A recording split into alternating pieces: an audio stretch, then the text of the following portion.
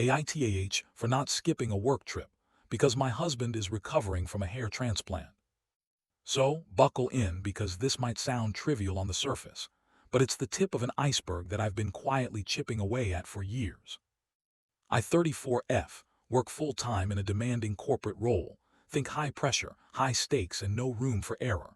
I've worked hard to get here, carving out space in a male-dominated industry, balancing motherhood and surviving on the kind of time management only parents of small children will understand.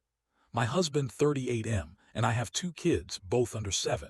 Cute, chaotic, and needy in all the expected ways. My husband is, let's call him a dreamer. Big plans, little follow-through. He has these sudden bursts of inspiration. New diets, career pivots, house projects, hobbies, 99% of which fizzle out because he doesn't plan anything in advance. I've grown used to picking up the slack or rearranging life around his whims.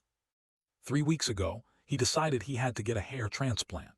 He's been insecure about his hair for years, and while I've always told him he's attractive and encouraged him to do what makes him feel good about himself, I also made it clear that we need notice if he's going to do something big, especially since he'd need recovery time and we have kids to care for. He brushed that off. Without much discussion, he booked a trip overseas for the procedure.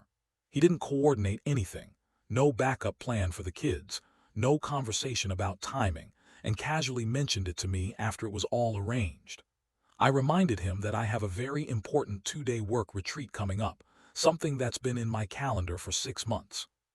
It's not just a retreat, it's one of those rare opportunities to be face-to-face with execs, to collaborate with leadership, and position myself for some next-level projects.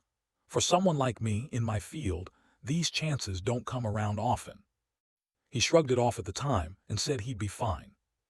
Fast forward to this week. He flew back from his procedure, head shaved and bandaged, sore and self-conscious. I get it, he's vulnerable.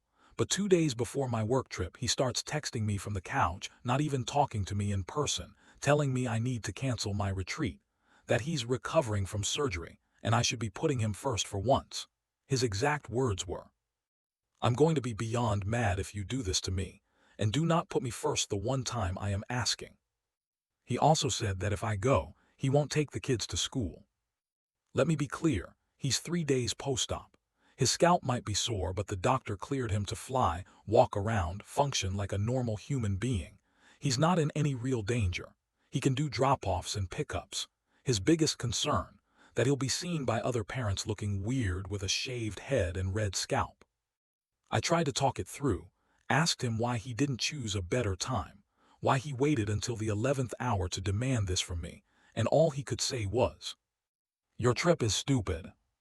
This is the one time I'm asking for something. You never put me first." Let's pause there. Because I do put him first, constantly. I've sacrificed weekends, sleep, and opportunities to support his ideas. When he wanted to switch careers, I carried our finances. When he forgot the kids' school deadlines, I covered. I make the doctor's appointments, manage the calendar, plan the meals, pack the lunches. I'm not trying to be a martyr, but I am the one who keeps this household from dissolving into chaos.